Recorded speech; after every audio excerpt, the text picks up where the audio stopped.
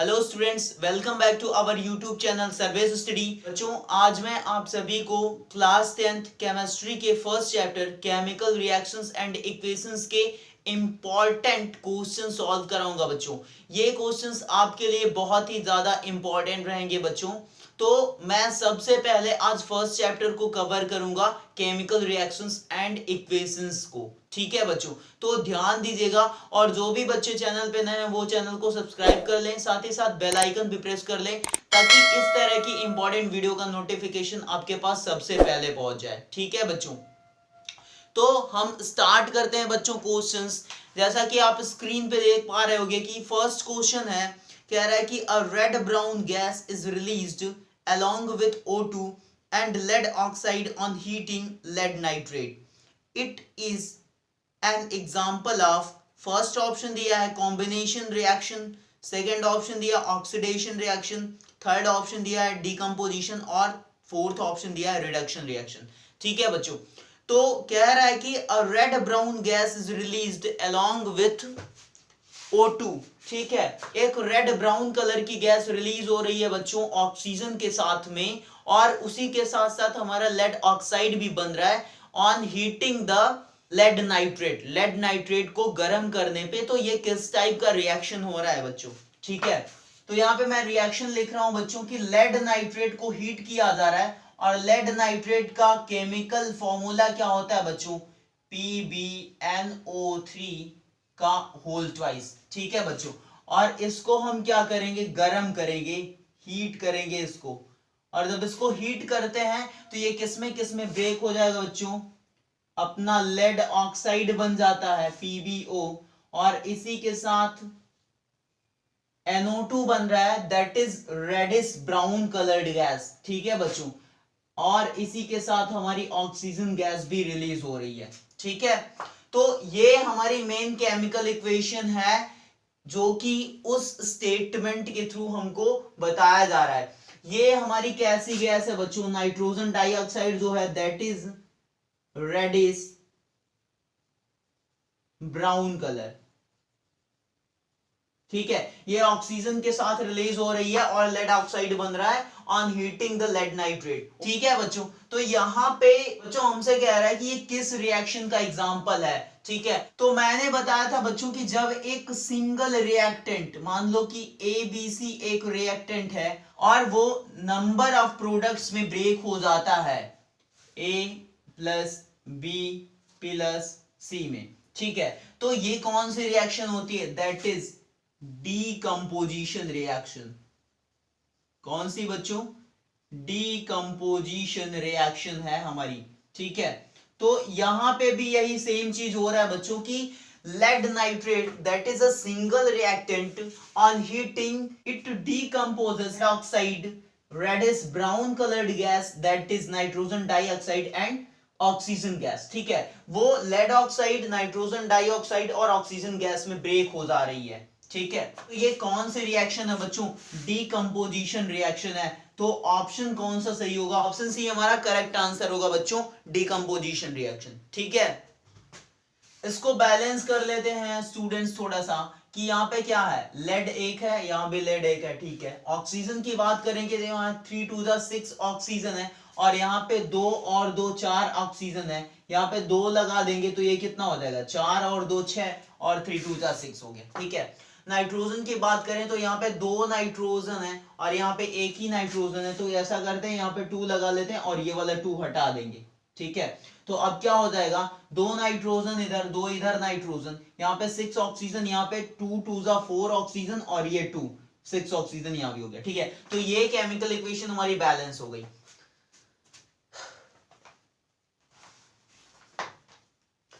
Next question है बच्चों, आपको स्क्रीन पे दिख रहा होगा कि name and state the law which is kept in mind while we balance a chemical equation. हमसे कह रहा है कि उस लॉ का नाम बताओ और उसको स्टेट भी करो कि जब हम किसी केमिकल इक्वेशन को बैलेंस करते हैं जो कि हमारे माइंड में चलता रहता है। तो आप सभी को पता होगा बच्चों कि कौन सा लॉ यहाँ पे अप्लाई होता है जब हम किसी केमिकल रिएक्शन को या केमिकल इक्वेशन को बैलेंस करते हैं। That is law of conservation of mass. बच्चों स्टूडेंट, जितनी भी रिएक्शंस होती हैं, किसी भी टाइप की रिएक्शंस हैं, वो सारी की सारी रिएक्शन किसको फॉलो करती हैं बच्चों? लॉ ऑफ कंजर्वेशन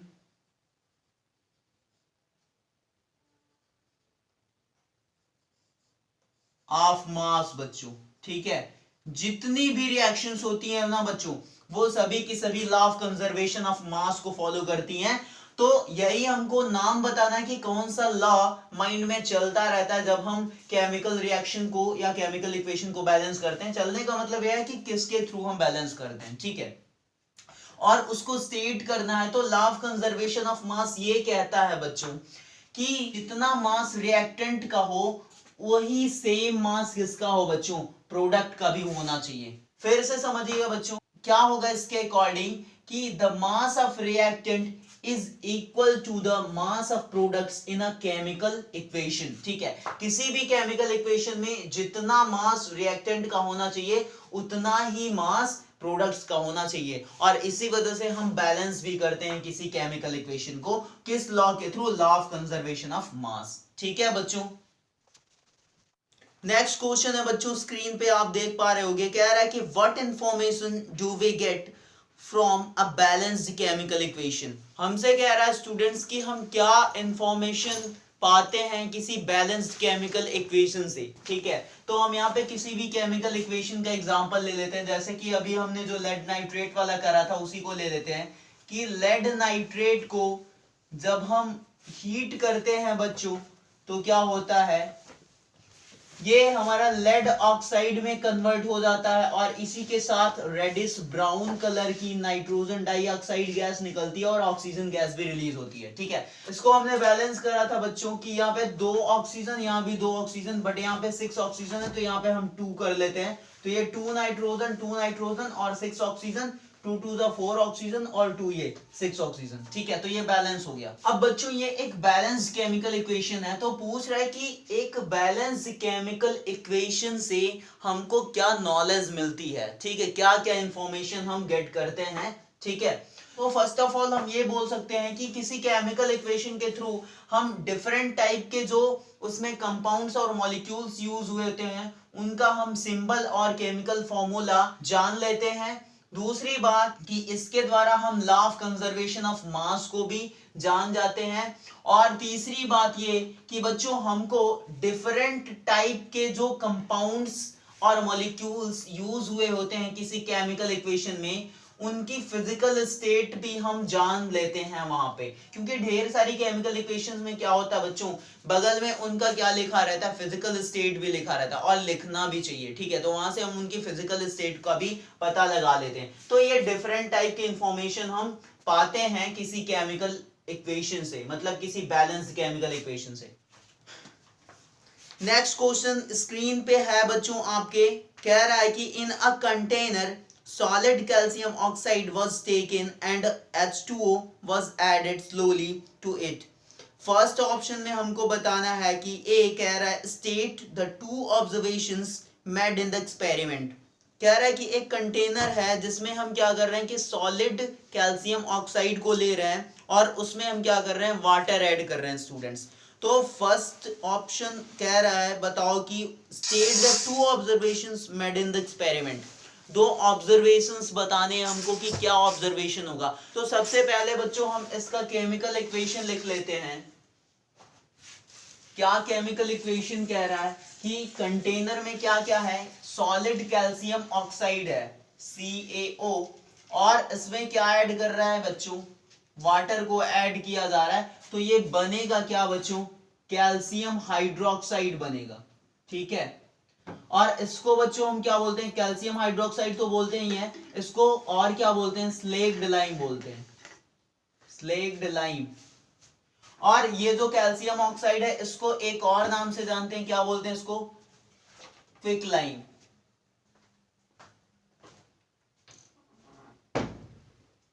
ठीक है बच्चों, तो यहाँ पे हमसे पूछ रहा है कि दो ऑब्जर्वेशंस बताने हैं।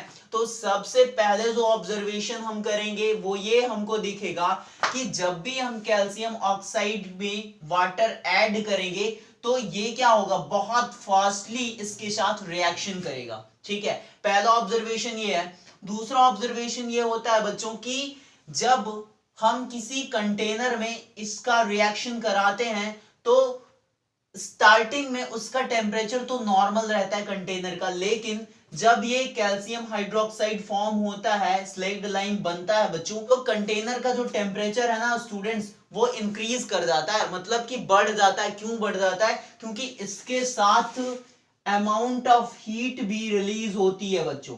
ठीक है, इसकी वजह से क्या होता है बच्चों की कंटेनर का टेम्परेचर भी इंक्रीज हो जाता है। मतलब स्टूडेंट्स यहाँ पे हम दो ऑब्जर्वेशंस देख रहे हैं, पहला कि ये बहुत तेजी से रिएक्शन करेगा और दूसरा इसका टेम्परेचर क्या होगा, कंटेनर का बढ़ जाएगा। ठीक है स्टूडेंट्स, बी पार्ट इसी में दिया है बच्चों, कह रहा है कि right the name and the chemical formula of the product. ठीक है, तो ये सारी चीजें तो हमने कर लिया। ठीक है, उसके बाद बच्चों एक क्वेश्चन है, कह रहा है कि magnesium ribbon should be cleaned before burning in air.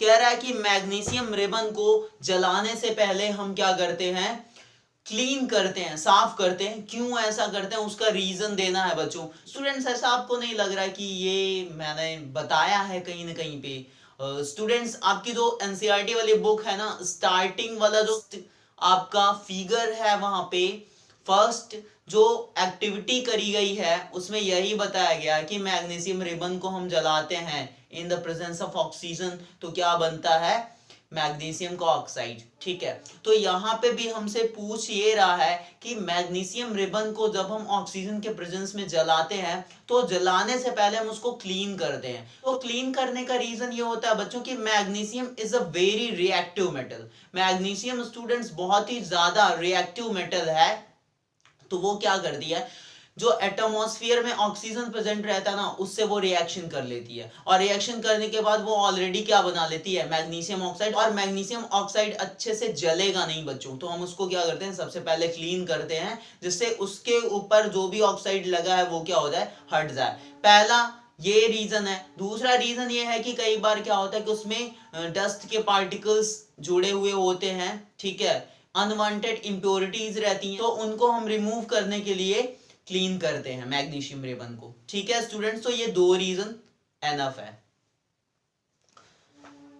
Next है बच्चों, इसमें भी रीजन बताना है। कह रहा है कि photosynthesis is considered as an endothermic reaction. हमसे कह रहा है कि जो फोटोसिंथेसिस प्रोसेस होता है बच्चों वो एक एंडोथर्मिक रिएक्शन की तरह कंसीडर किया जाता है। ऐसा क्यों?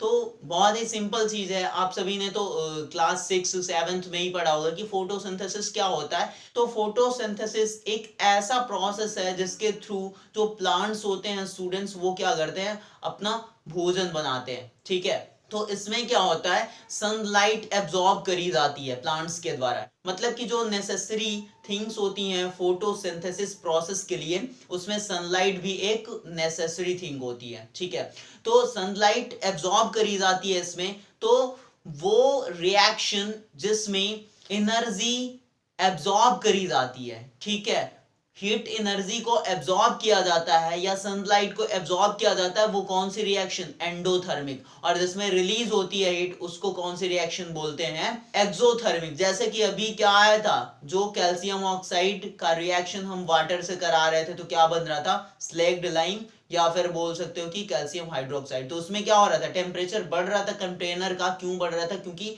हीट एनर्जी भी वहां पे रिलीज हो रही है। ठीक है स्टूडेंट्स, तो जो फोटोसिंथेसिस प्रोसेस है वो एंडोथर्मिक इसीलिए कंसीडर किया जाता है क्योंकि फोटोसिंथेसिस प्रोसेस में हीट एनर्जी एब्जॉर्ब करी जाती है प्लांट के द्वारा, और वो हीट एनर्जी कौन सी रहती है, सनलाइट की। ठीक है स्टूडेंट्स, नेक्स्ट क्वेश्चन आपको स्क्रीन पे दिख रहा होगा, कह रहा है कि combustion reaction is an oxidation reaction.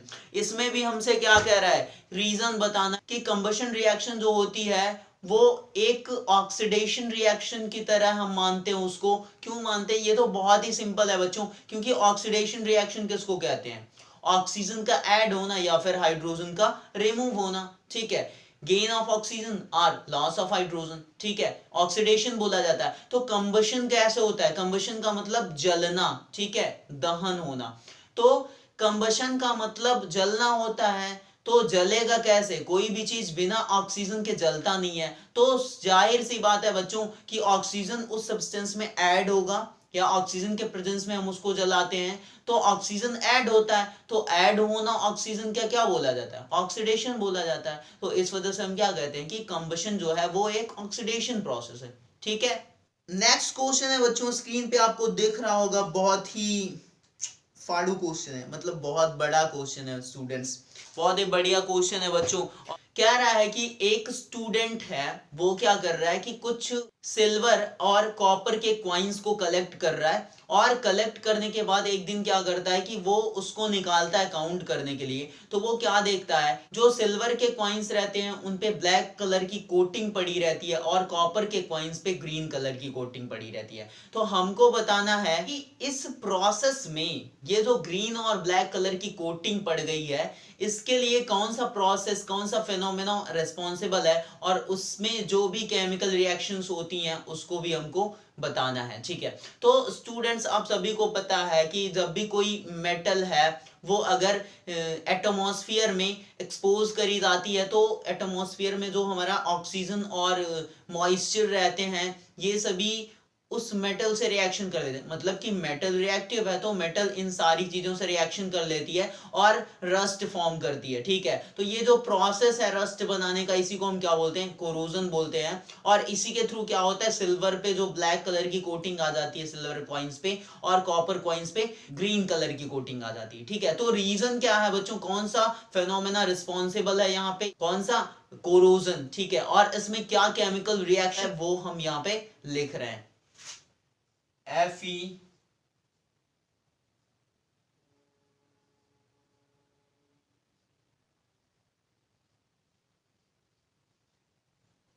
To Fe2O3 into XH2, ठीक है बच्चों। तो ये केमिकल इक्वेशन इन्वॉल्व रहती है उस कोरोजन प्रोसेस में। यहाँ पे क्या है, देखिए ये आयरन है, मेटल है एक, और किससे किससे रिएक्शन कर रहा है, एटमॉस्फेयर में जो ऑक्सीजन प्रेजेंट है और जो वाटर है। यहाँ पे एक्स इसलिए लिखा गया बच्चों कि कितने भी मॉलिक्यूल्स इसके हो सकते हैं वाटर के, ठीक है। और ये क्या बना रहा है, ये रस्ट है बच्चों, ठीक है, आयरन का रस्ट है। मतलब कि कोरोजन प्रोसेस के बाद ये हमको मिलता है, ठीक है। जो बोलते हैं ना लोहे में जंग लग गया, ठीक है, आयरन का रस्ट बन गया, तो वो यही चीज है, ठीक है बच्चों। तो ये केमिकल रिएक्शन वहां पे इन्वॉल्व है। नेक्स्ट क्वेश्चन स्क्रीन पे देख रहा होगा बच्चों आप सभी को, कह रहा है कि name the gas that is used by manufacturers to fill the packets of chips to prevent them from getting oxidised. कह रहा है कि उस गैस का नाम बताना है हमको, जो कि जब हम चिप्स के पैकेट्स का मैन्युफैक्चर करते हैं, बनाते हैं, तो उसमें उस चिप्स को ऑक्सीडाइज होने से रोकने के लिए उसमें जो फिलअप करते हैं गैस, उस गैस का नाम बताना है। बहुत ही सिंपल है बच्चों, कौन सी गैस है, वो हमारी नाइट्रोजन गैस है, ठीक है। और ये प्रोसेस कौन सा होता है, रैंसिडिटी होता है। रैंसिडिटी का मतलब क्या होता है, एक बार समझ लेते हैं इसको भी, कि कोई भी ऐसा फूड जिसमें ऑयल होता है या फिर फैट होता है, तो वो क्या करता है, अगर एटमॉस्फेयर में प्रेजेंट ऑक्सीजन या मॉइस्चर से रिएक्शन कर लेता है, तो वो क्या होता है, उसकी स्मेल थोड़ा खराब हो जाती है, मतलब कि वो ऑक्सीडाइज हो जाता है, ठीक है। तो इससे प्रिवेंट करने के लिए हम क्या करते हैं, चिप्स के पैकेट्स में नाइट्रोजन गैस फिलअप करते हैं, ठीक है, जो कि प्रिवेंट करता है उसको